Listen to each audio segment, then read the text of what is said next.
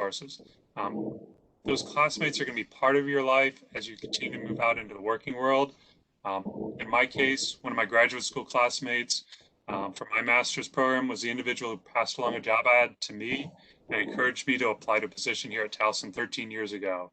And so apparently that worked out really well for me, and I'm still here, as is that individual. So in closing, I want to offer my support to you, that of the Office of Graduate Studies to you this year, and please contact us or GSA representatives as needed throughout the course of the year. And I'm going to turn it back over to Janine. Okay, I'm sorry, I was having some technical difficulties.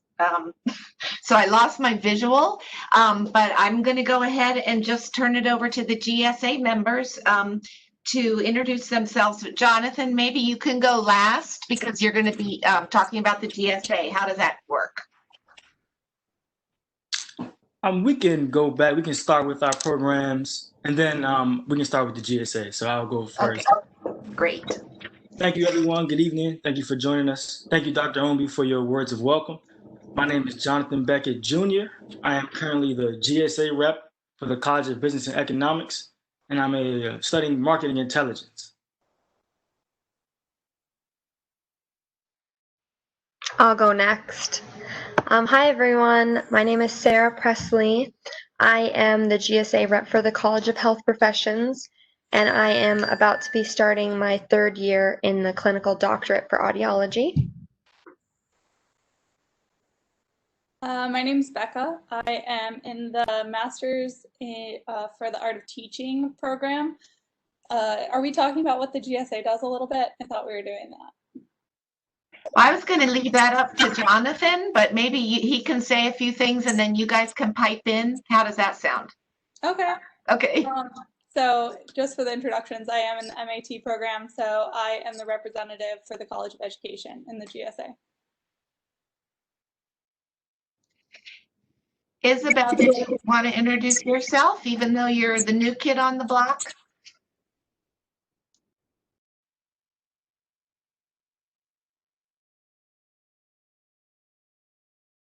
Isabel, you're muted. Oh, man. I'm the representative for the Fisher College of Science and Math, and I study applied math with my concentration in differential equations and optimization. Hi guys, my name is Kat Navarro. I'm the GSA rep for the College of Fine Arts and Communications, and it's actually my first semester also, and I'm pursuing my master's in animation. Great. Thank you both for joining us. Thank you all for joining us. Okay, Jonathan, why don't you take it, and then Sarah and Becca can chime in if they have anything they'd like to add about the GSA. Yeah, sounds good. Thanks, Janine. So first things first, that's important about the Graduate Student Association is that all of you are a part of the Graduate Student Association. The Graduate Student Association is composed of all grad students at TU. We are the Graduate Student Executive Board, so just the governing body for graduate students here. We act as the liaison or middle ground, if you will, between students and faculty. On campus, we are located in the psychology building, room 204. Unfortunately, due to COVID-19, we will not be holding in-office hours. However, you can always reach us at our email, gsa@towson.edu. It's the same email where you received this invite from as well, so it should be fairly easy to pick up on. As your representatives, we serve you in a variety of ways, one of which is GSA funding. I'm going to let Sarah go ahead and delve more into that. Okay, so yes, we offer funding for graduate students. We offer up to 3 different categories now, and one of them is new. So we offer research funding, travel funding, and the new funding category is professional development. So each fiscal year, which starts July 1st through June 30th, students can apply for GSA funding. So you're allowed up to 2 out of the 3 categories. And there's more information on the GSA webpage, but we just want students to be aware that it's a really important thing if you're presenting a conference or doing thesis research or anything like that, please reach out to us if you have any questions. But a lot of that information can be found on the GSA page. And then also, just to touch on another way that we actively represent graduate students is we sit on university committees, and we are kind of the ears and eyes for graduate students. So we sit in these committees and we listen to information and concerns that will concern graduate students, and then we relay that information to you guys. So look to us. You'll probably be getting a lot of emails from us about updates that you need to know about. So yeah, and Becca can talk about workshops. So we put on workshops for the graduate student population throughout the year. Obviously, they will be virtual for this semester. You guys will see some emails from us, and they'll give you links to different types of information. Obviously, the technology service ones will be pretty popular for this semester, but you guys will see a lot of different workshops that just cover different professional development skills that can be utilized by all graduate students. Janine, do you want to open the floor for questions now? Yeah, I was, unfortunately, I heard from somebody who's unable to see or hear us. But she put a question in there, which I still need to find out if she does have a question. But one thing everybody should know is we are recording this, and I will send the link to anybody, and I did type that to her. So I'm sorry that she's having technical difficulties. I know how that feels. Anyway, so we thought it might be good. We have some questions already prepared that might get you thinking about other questions. So I'm going to just start with a question that I'm going to put out there to all three of our reps. What was the greatest excuse me, what was the greatest challenge for you in adjusting to graduate school? Do you want to start, Becca? Sure, and we did have one question that kind of applies to my program. So as far as grants and scholarships for teachers, I am going to post a link in the text box real fast that takes you to the Towson page that links all of the scholarship opportunities for graduate students. So any programs, it does specify it by program, so you can click on the one for education and see all the available scholarships for your program. And then as far as, sorry, can you repeat the question for me, Janine? What was your greatest challenge in adjusting to graduate school? So I'm from out of state, so I think just adjusting to the new location was very different. Maryland, I'm from the West Coast, so Maryland's a different pace, and just getting used to like the pace of all the different people around me. But it's been very fun because there's people from literally all over the world at Towson. So you don't feel alone in that, and you get to know the other people that are going through the same stuff as you pretty quickly. Okay. I'm not sure if you can see some of these questions that are popping up on the side. You know what? I am having trouble seeing the questions. I'm over here trying. Do you want me to read them? Would you mind until I can figure out how I can see them? Sorry. Okay. So we have one. I'm an international SEVIS transfer student to Towson, starting my MS in computer science this fall. I wanted to know that since F1 students are not eligible for financial aid, are there any alternative aid funding scholarships options?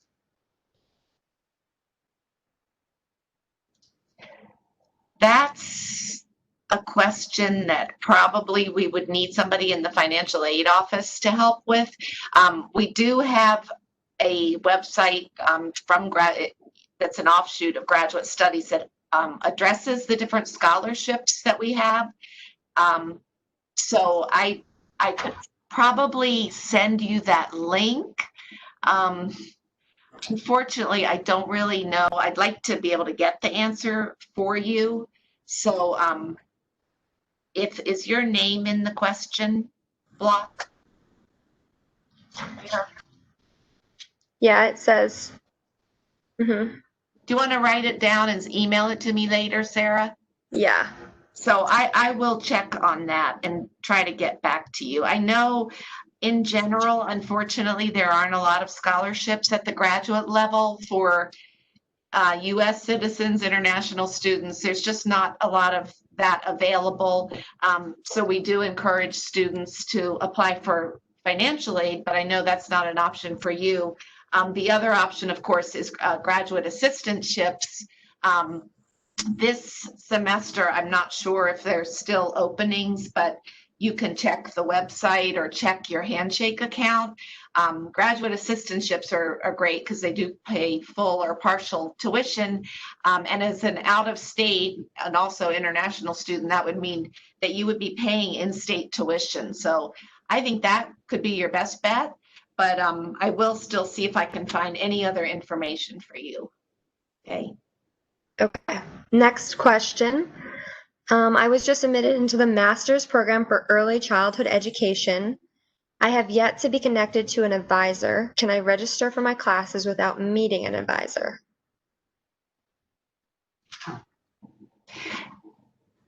Yes, you can. Do you know who your advisor is for that program, or do you know who the program director is? Oh, she can't answer that question. Darn. I would recommend, especially in the college of education, all of the program directors are fantastic. So if you just reach out to the program director through email, they'll be able to get back to you pretty quickly and get you in touch with your advisor. It's good to put yourself at ease, even if you can register for the courses. It's nice to meet with your advisor and have that interaction anyway. And you should be able to find your program director name on the website. Plus, I would think on the Towson website under graduate programs, just look up your program. But I would think that you would have gotten some kind of communication anyway from that program director. So I would say reach out to that person. Dr. Steven Scroff is his name, if I'm pronouncing it correctly.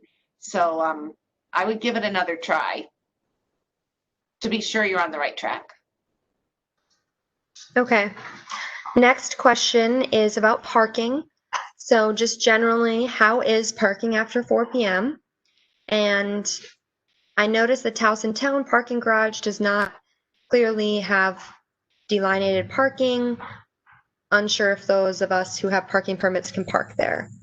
So I think that parking might be a little different this semester because of all the people that may not be coming to class as often or coming to campus. Does anybody else have anything to add? I answered with a link to the parking webpage for students, because there are less than half the number of students that are normally coming to campus are going to be coming to campus. And so parking should be easy after 4 p.m. as far as finding a parking spot. And generally, with those student parking spots and student evening permits, you shouldn't have a problem actually finding a spot, unlike what we've seen in past years. Yeah, and I would say just take a look at what kind of parking pass you have, because there are different colors for where you can park. So I know that red is for faculty and 20-hour GAs, I believe. And then green is usually the safe bet. But yeah, it does differ if you have like a part-time evening pass or something. So definitely check what type of parking pass you have. But that link that you provided, Dr. Onby, should have that information too, hopefully. Okay. I'm happy to say I can see the questions again, but you're doing a great job, Sarah. So Okay. you want I'll to just keep going. Okay. So we have another MAT student, also holds a half-time GA position. Will that be allowed during my professional year, Becca? So I'm actually starting my professional year now. So it is possible. I'm doing a full-time or a 10-hour GA position right now while I'm entering my professional year. It's all about the flexibility with your GA position and your advisor, and if they're willing to work with your hours of your student teaching. So first semester of your professional year, you're only in class 2 days a week. So it's a little more flexible in the fall, but in the spring when you're full-time, it kind of depends on your GA position.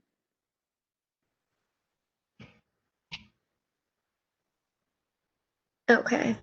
And then another MAT, and this one is 45 years old. How old are the students in these classes? Did you have any prereqs? And if so, how hard is it to do while in this grad program?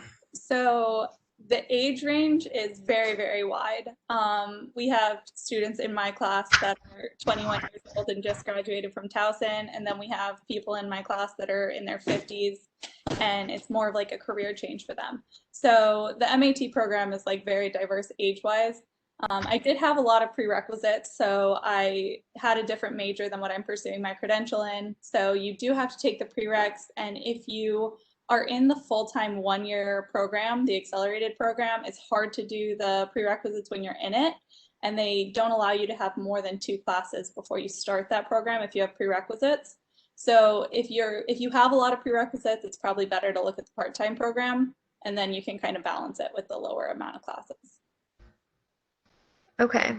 And then kind of a logistics question. When do courses usually become active on Blackboard?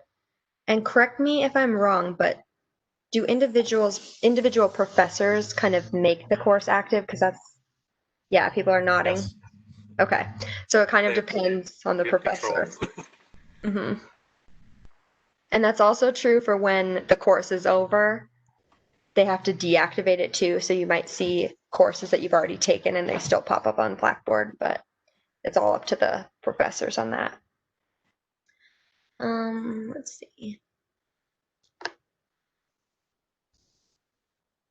Okay, we have a question about what is a Handshake account. So I guess in my experience, it's kind of similar to LinkedIn. You can go and basically create a profile. You can put your GPA, your previous universities, where you've worked, basically just building up and putting all your personal information in. And the graduate assistantships that Towson offers link to a Handshake kind of job listing, and you can look at the description and apply pretty easily through Handshake, and that's usually the way a lot of students do it. And then it's also nice because you can look for internships and other jobs and kind of see what other Towson students, like it'll show you other Towson students that have worked at the previous position or internship. Yeah, does anybody else have anything to add? I wanted to make sure you mentioned that it requires the TU login. I was looking at all the questions, so yeah, I just wanted to make sure you mentioned that. So, and you have to be enrolled as a student to get in there. Okay, thanks, Janine. Sure. Okay. Okay, so I have some classes this semester that are online, but scheduled immediately after my on-campus classes. Will the library/free study spaces be available for us on campus where we could study/attend online classes in these situations? So we know that we have a student lounge in the psychology building that the Graduate Student Association cleans and has right across from our office. That is closed for the semester due to COVID. And as of now, the library graduate student reading room is also closed. Is anybody else? I think that overall the university is encouraging outside work. Does anybody else have anything to add? Yeah, there are lots of new outdoor tables and that sort of thing set up. The library is open, and there are study spaces within the library that are not reservable, but that you can use to have kind of an enclosed area for classwork. So there are spaces, and then a portion of the classrooms on campus are not going to be actively used, and so if you can find one of those classrooms that's not being used, those will be open, and you can, take a seat there and have good Wi-Fi and availability for taking class. So there are options for that. Yeah, and I would say, just look out for a GSA email if anything changes. with a library, graduate reading room, or the student lounge, either this semester or updates for the spring, we will be letting you know that. I did just want to say something. I saw Sean Burgers. I know you from a lot of email communication. Your question about touching up your skills on Blackboard. Just so you know, there is a video that's on the online orientation webpage that goes through Blackboard. So, but as Becca responded, OTS is fabulous and they will respond to you if you have questions. But if you haven't had a chance to look at that, you can go to that website for the new student orientation. And I'm going to try to get the website and type it into the question bar, the chat bar. So anyway, I just wanted to add that in relation to that particular question. Okay.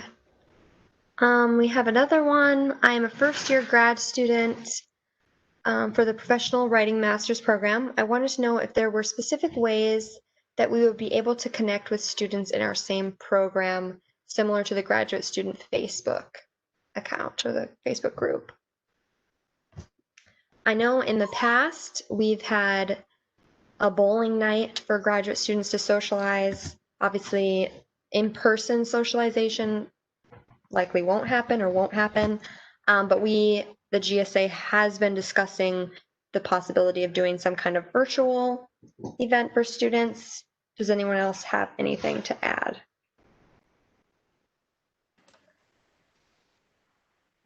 That may be something to talk to your program director to see if they're facilitating or encouraging any groups, or whether some of the students in that program may have taken a lead at developing group chats, Google Meet spaces, that sort of thing, for sharing and talking and getting to know each other within a program. Okay. If we are planning on taking classes completely online for the fall semester, do we still need to get a student ID? If so, will this require an in-person trip to campus? That is a good question. That is a good question. And I don't have the answer to that question either. I really don't. I'm gonna have to get back to you on that. I have your name. So I would say if you're not coming to campus, you probably don't need that ID. However, you will need that ID if you need to check out library books, or if you are coming to campus for any other reason, just to prove that you're a student. But if you're completely not coming to campus, you don't need to do it. Or if you find out you're going to need to come to campus, you can make arrangements to pick that up or to get it at a later point during the course of the semester. Yeah, but you probably do need to come to campus because they take your photo. You can also get into the fitness center with the ID, so that's another incentive if you like doing that kind of thing. That will be open. Not all of the fitness center will be open, like the pool unfortunately is closed this semester, but they will have hours and the facilities for graduate students to use, and all students. Okay, so we have a question about how to purchase books for classes, but I believe someone is typing an answer. So for now, I'm just going to skip that one. Okay. All right, next one. I was just admitted last week and reached out to my program director multiple times, but his voicemail is full and he hasn't responded to any emails. I am also in the early childhood education program and was wondering if there's something else I should try. I have another contact person who I will type in here. Her name is Maria Mason. I know the two of them work pretty closely together. She and Dr. Scroth. So I'm gonna, she goes by Lisa Mason, but her, in the directory, you'll find her under Maria Mason, but I'll put that in there for you. I'm sorry about the difficulty in reaching him. That's all I can say. Maybe he's been out of town or something. He's usually pretty good, so I'm not quite sure. what the issue is, but it's getting close to classes, so I can see why you want to hear from him. Yeah. Okay. I have heard that whoever had finished their undergrad degree from Towson and enroll for the master's program, they will get a $500 discount in their fee.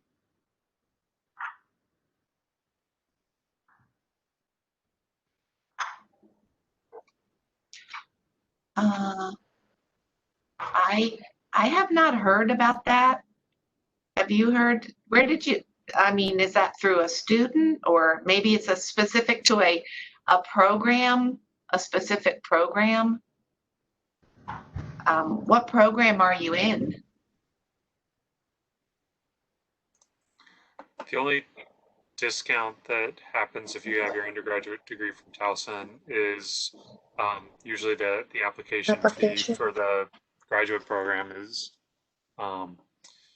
waived, but otherwise that $500 discount I think is urban legend. Okay. Next question is being answered. Is the shuttle running this semester, and how do we get our physical ID? Oh, we got that answered actually. Okay. My program requires a mini-mester class. Are those online or in person? So that would be like over the winter break mini-mester. You want me to take a crack at that one? That'll be up to the program and that particular course. So right now that's so far out that it's going to be hard to tell. But my guess is those courses will be listed like your courses for this semester with a note whether they're going to be online or in person. Okay. Will there be explicit directions for how to use the online resources before classes begin? I feel like that might be also kind of specific to the class and the professor, but I will say that the OTS and Student Computing Services is a really great resource. If you're wondering about any common, technological resource that you're using for a class, does anybody else have any other advice? Yeah, you pretty much got it, Sarah. Also, OTS does reoccurring workshops. So even if you missed the first one or your skills aren't quite as sharp as you want them to be, they always have workshops for you to either it's Blackboard, Zoom, WebEx, even virtual workspace, anything that you may need for your class, they typically take care of. Yeah. And they do have a chat feature on their website too, so you can chat and ask them questions. Okay. I am a PRWR student. In regard to the prerequisites questions, how would you know if you needed them? Would your advisor be able to tell you that, or are they more common for certain programs? That's professional writing, and I would definitely talk to Michael Downs about that. In fact, hopefully you got notification about a meet and greet directly after this at 6:30, and Dr. Downs is participating. So, and this is actually, you're going to be able to talk rather than chat. So you might want to talk to him or just set up an appointment to find out, talk to him one-on-one about that question. I don't know how many prerequisites there are for professional writing, but it seems like that would have been in your admission information or communication from the program director if you needed additional courses before starting your program, but I would say verify that with him. Okay. I hope that helps. Okay, so I was under the impression that most classes for the Early Childhood Master's program would be virtual. Will classes be in person as well?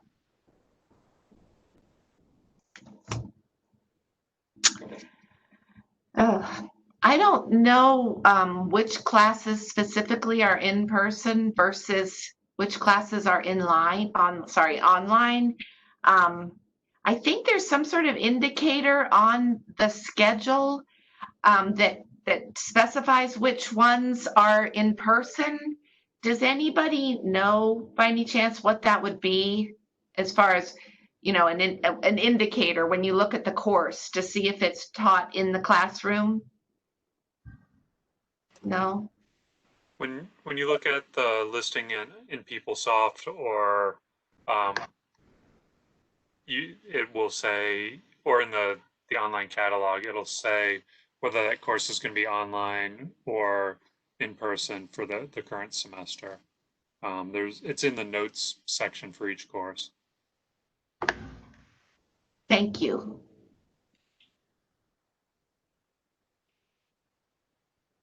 Okay, sorry, I'm just going through the questions, and some have been answered and some haven't. So, let's see.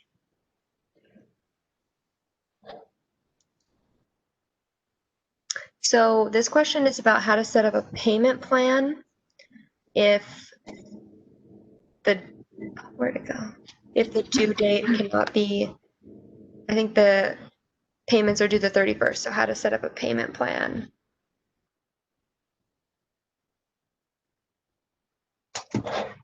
That would be done by the bursar's office. I'm almost sure that information is online. But if you check the website, there's a contact name there. I can take a look right now. I'm having difficulty typing information into the chat box for some reason, so I might have to just say it out loud, how you can contact them. Let's see.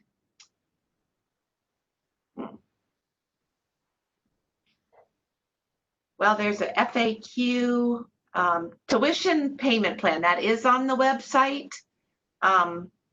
If you just type bursar's office into the search bar for the website, and it's under related links on the right-hand side. And then you can actually email Bursar, BURSAR @towson.edu if you want to speak to someone directly. Okay. Are there any opportunities outside of classes for graduate students other than graduate assistantships to get involved in? I'm thinking other off-campus jobs, clubs, associations, business startup, help center, shadow, etc., shadow experience, etc.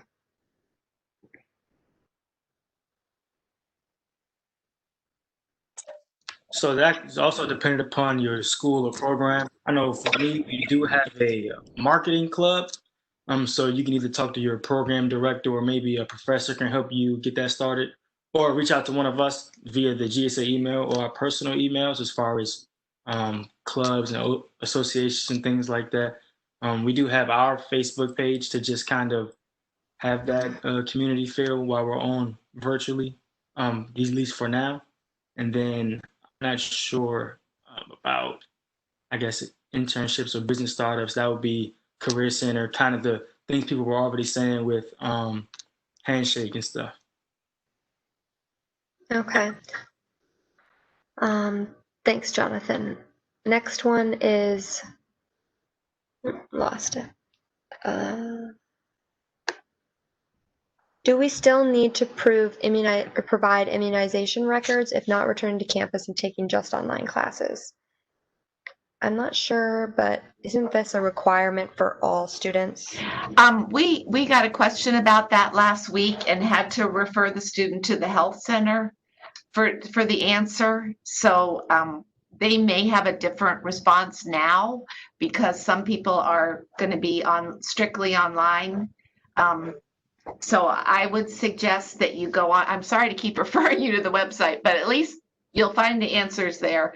The health center is where you want to check, and I'm sure they have an email address that you can just email. You could probably call and talk to somebody over the phone too about that.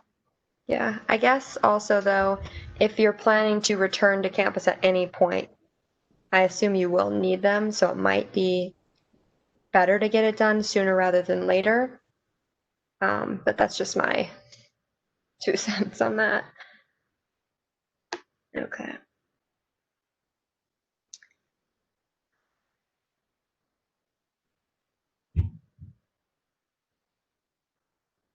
Okay. I've heard that typically Blackboard, oh wait, I'm not sure if that's really a question. Okay. Will the campus be open on Sunday? If so, what are the hours? I was hoping to pick up my 1 card on Sunday.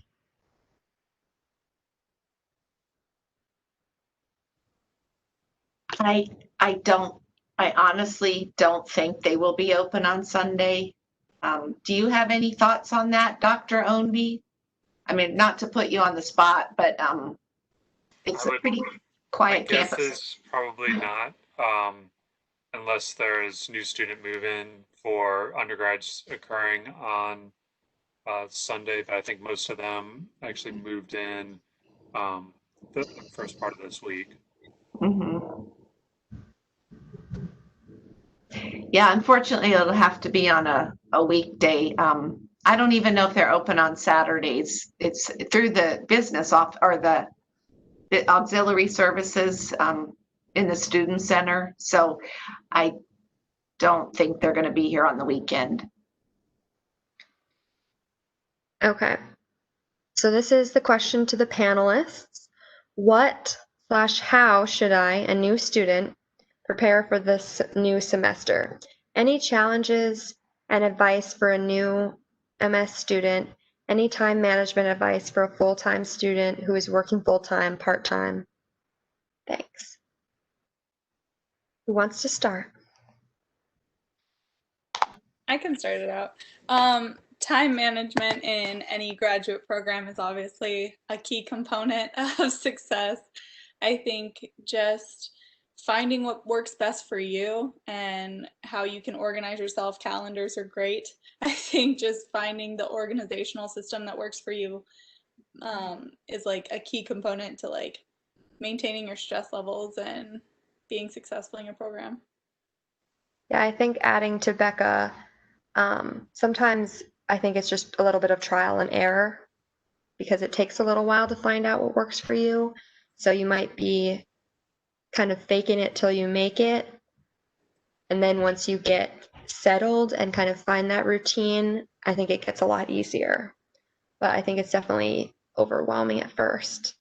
But I have like 5 calendars in all different forms of media. So that's how I keep on top of things. Anyone else?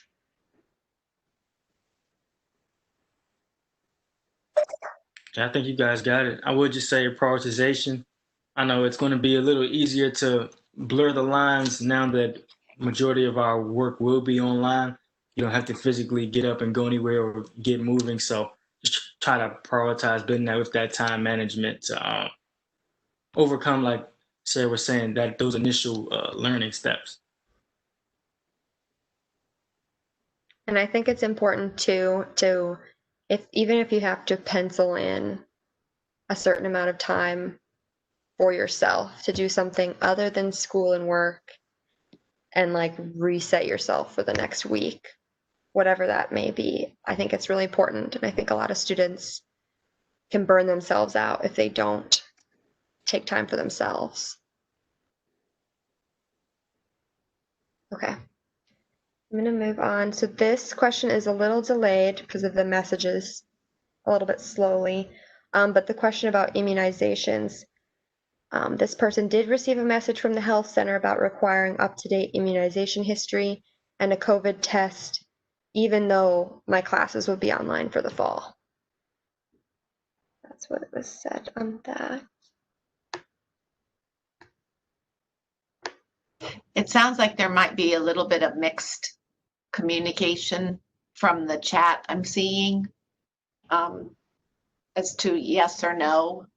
I think I think we need to. I'm going to go ahead and look on the website while you're going ahead and reading the questions, Sarah. See if I can find anything concrete. Okay. Yeah, sorry if I'm delaying the questions. It's just every time there's a new one, it makes me have to like re-find where my question is.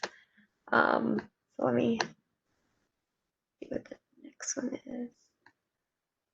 You're doing a fine job. Thanks. I'll get you the next question because this is for all of the GSA folks. How different or hard is a master's program compared to undergrad? So talk a little bit about the difference in the graduate experience versus the undergrad experience. Okay. I can just start a little bit. I think that from just talking to all the different GSA reps from each college, it sounds very like we all have different stories. It's very different. But my experience in the audiology program were a little different because we're a cohort. So you're kind of stuck with these people and you do everything together. And I just remember them kind of like my program director telling us that we can all kind of take a breath and stop being as competitive as we may have been trying to get into grad school, because now it's a little bit more about what you learn, not as much about the grade that you get, which is a little bit of a relief. I mean, it's still important, but I think that's a huge difference. And sometimes it's hard to get out of the mindset of I have to have perfect GPA in order to do this step. Like you're already at the next step. And now it's just how do I gain as much knowledge for my profession?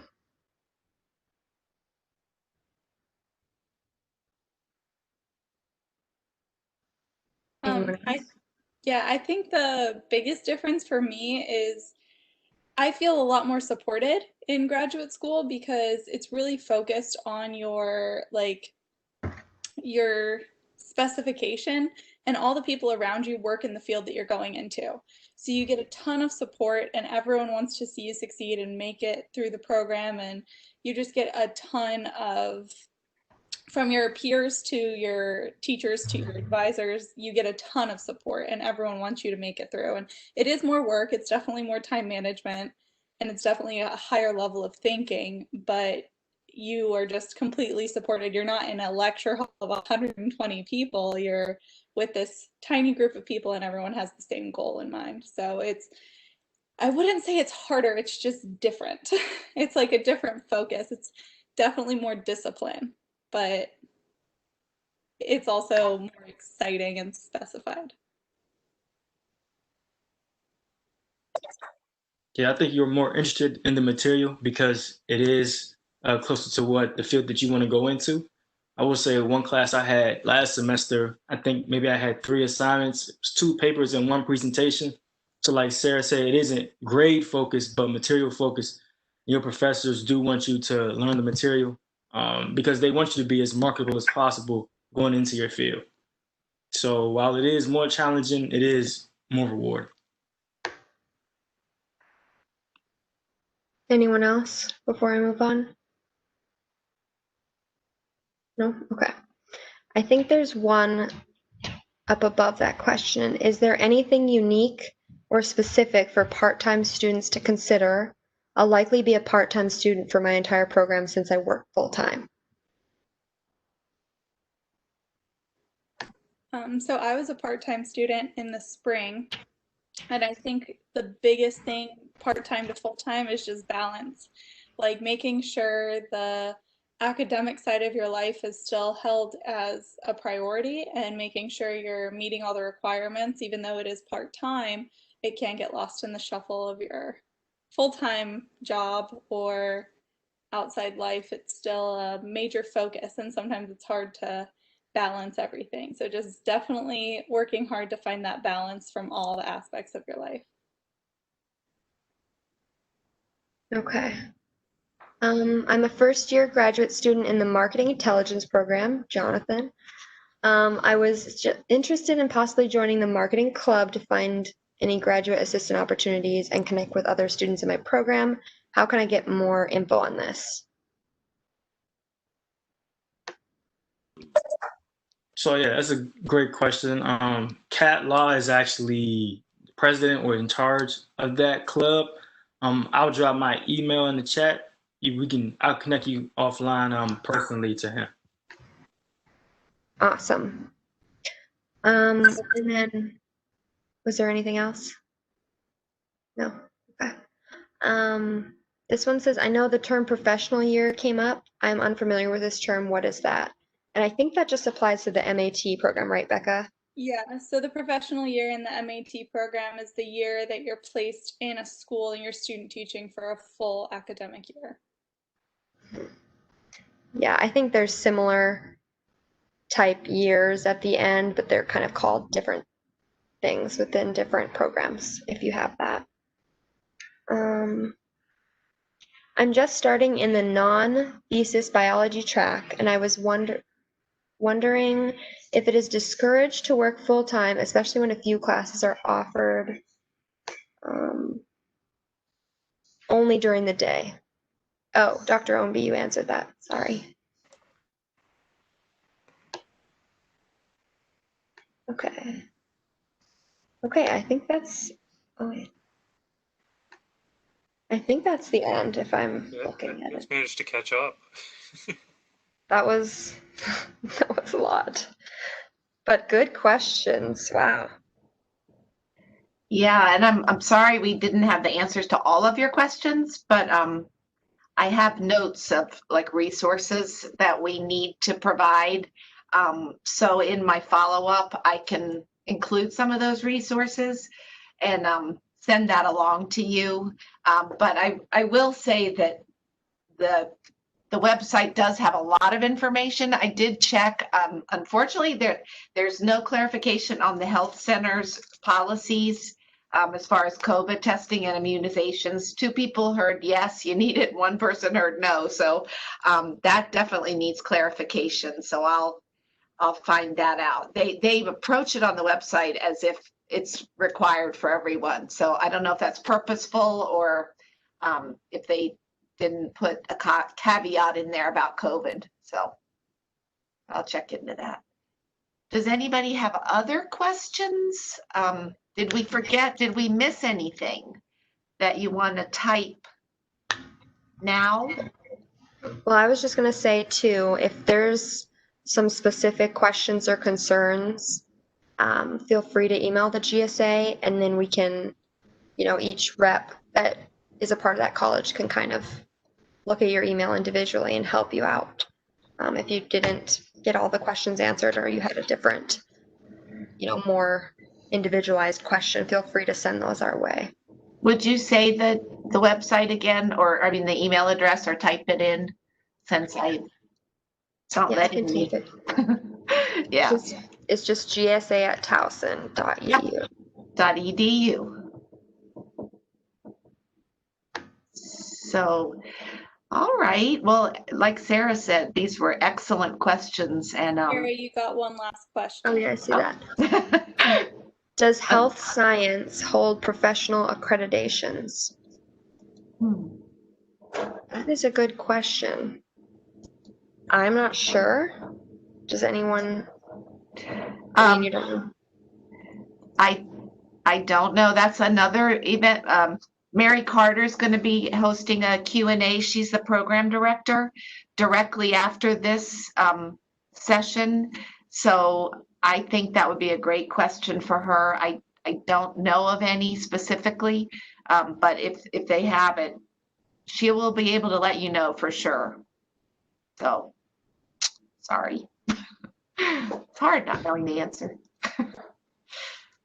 Yeah, there's a lot of programs in each one, but yeah, sorry, I don't know that answer. All right. Well, so again, thank you so much to everybody who attended. Thank you to the GSA members who participated and Dr. Ownby. This was a team effort for sure. You guys were typing answers more quickly than I could read. So that's a good way to cover it all for sure. But anyway, some of you have received invitations to a meet and greet for your specific program. So you should have all that detail in an email. Those start at 6:30 p.m. and your program directors are are going to be waiting for you to stop in. Those of you who aren't having a meet and greet, I'm hopeful that you have heard from your program director directly. And again, if you have any questions, you can actually also email ogs@towson.edu. That's the Office of Graduate Studies. And we can help you out with more detailed questions as your emails come in. So, okay. And Janine, this is recorded. Did we already say that? Yes. So we're going to be yes. able to send it out. Yeah, Correct. or put it on the orientation webpage, either one. Okay. I unfortunately didn't push the record button until we were a little bit into Dr. Odenby's welcome, but the majority of the questions are all the questions and answers are recorded. So we'll get that out to you, or it might just be that we'll put it on the website, on the orientation website, and we'll let you know where that is also. So, well, good luck, everyone, with your new adventure. And thank you for coming, and enjoy your evening. Okay. Bye-bye. Bye, everyone. Thanks.